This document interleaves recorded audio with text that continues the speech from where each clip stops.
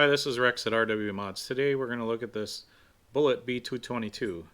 Now I just recently did a video on the Bullitt B-220 and I just thought this was a newer version and really wasn't going to do a review on it, only if things were a lot different.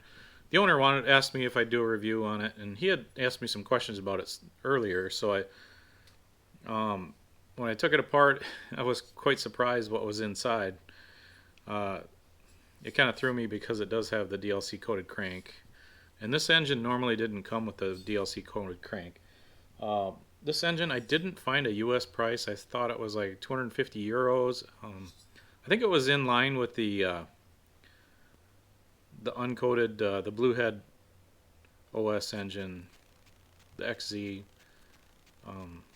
XCB. I can't even remember which model that is, but the blue-headed one with the uncoated crank that OS sells. I thought it was along the lines of that. But so I didn't get a total price, but it did say on the information I found it was a cheaper engine for budget use and etc. I did notice right away that it does not have the drilled head. That's lighter and stuff, so not too much to look at. The case and everything from the outside looks like a pretty race ready engine here, but the inside tells a different story, so we'll take it apart here.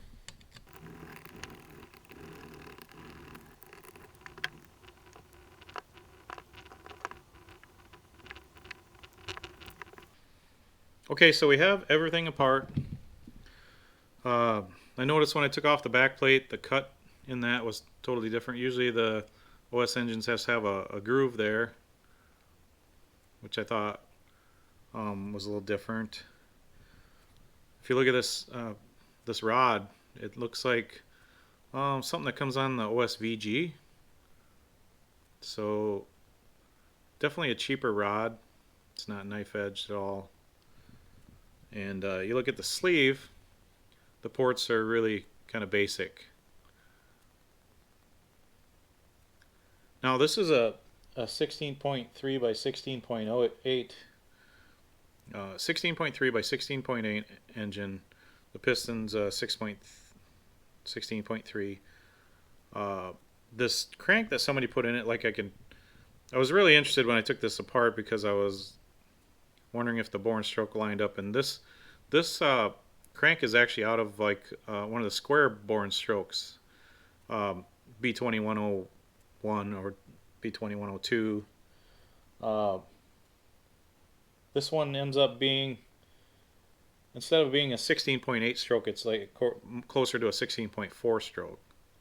And I was a little curious on the math, how much that affected the cubic inch, and it's 3.42 cubic inches, or not cubic inches, cc instead of 3.48. So it's 0.06 less cc's, which I think it was just under 0.21, or no.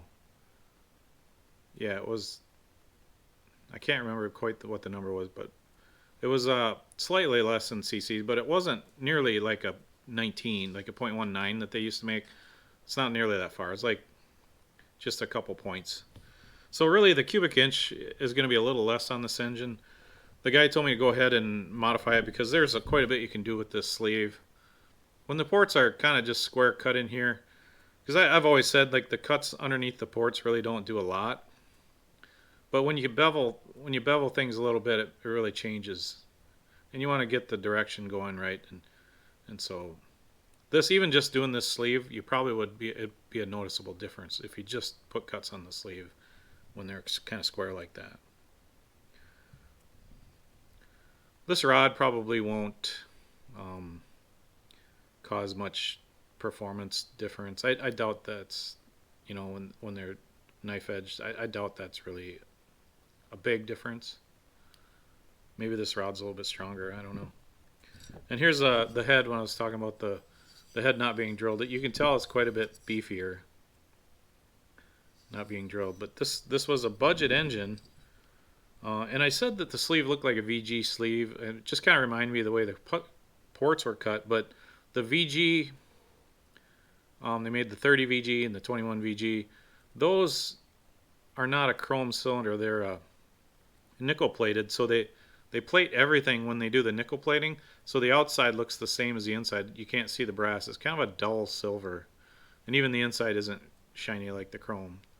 That's one of the downfalls of the nickel plated stuff, is it just doesn't hold up like the chrome as far as the holding the compression and pinch very long. And they do, the coating is quite a bit thinner too, so you'll notice sometimes even you can see the on the VG and stuff, the nickel plated, that the piston wore through the plating and you can see the brass behind it. So this crank is a single weighted crank, but this isn't the original crank, so really not much to say about that.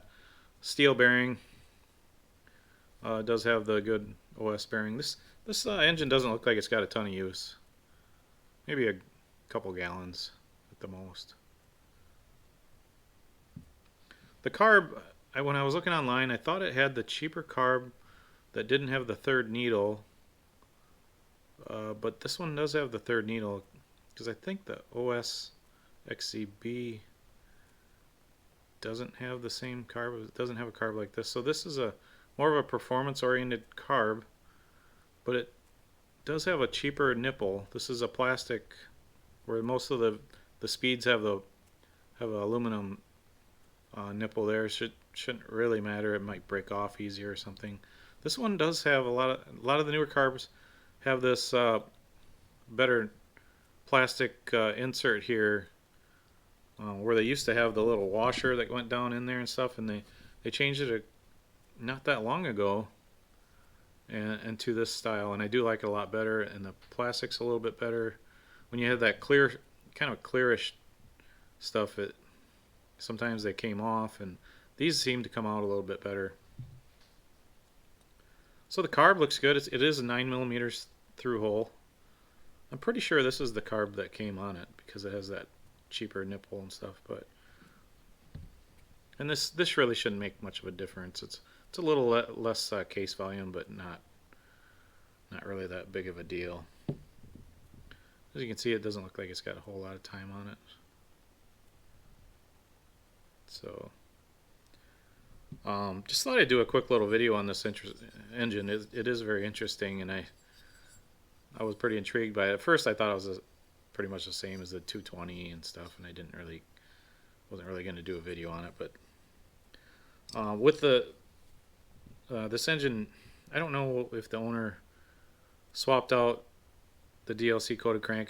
People do that on a lot of the OS engines without the DLC coated crank, but probably didn't know that they were reducing the stroke, which does affect that stroke being less. The piston's going to not come up as high, so you have to adjust head shims to get that the head down in there farther, get the right compression height. So that's one thing we'll have to double check on this. But like I've said, and when I did the Flashpoint engine, is the uncoated OS cranks are pretty soft. Actually, if you look at that one, I do actually go in depth and showing the actual hardness I was getting on that crank compared to a different brand. I don't know if it was a Nova or what it was, but I actually did a hardness check on that. So the OS cranks, I personally don't like the uncoated OS cranks. They're softer than even some of your RTR engines. That's one thing they really could improve. You can see this does have a couple cuts in the weight, and usually when they do cuts on the weight like that, or cuts, sometimes they'll do a cut or two in the head button, and it kind of signifies that something's different there. And so I didn't measure the rod length. I imagine this is a 30 millimeter rod. So that's about it on this Bullitt B-222. I thought I'd do a little video on this. It's kind of interesting. I know I just went through the 220, and I think they make a 222 that also came with the DLC coated crank, which would be a totally different internals, I would imagine. So just something to look out for if you buy them. I don't think they're in manufacturing anymore, but if you're picking up a used one, just know that this was a cheaper one. So I guess I forgot to go through the timing numbers on this. We'll go through these quick. The Bullitt B-222, the blowdown was 51. Induction open is 143. Induction close 60 for a total of 203. Now these numbers are going to be different than when it was with the original crank. So this crank has a little bit less stroke. So these numbers are going to be skewed a little bit because of the timing numbers and stuff. So this blowdown probably was less than that. But these are usable numbers. I told the guy, a lot of OS engines are kind of maxed out closer to 220 total time, induction degrees. So we got some room for improvement on this one. This blowdown's a little high. It would be a good top end engine, but this engine sure will respond well to some modifying, especially with these ports. We can work those a little bit and stuff. So thanks for watching.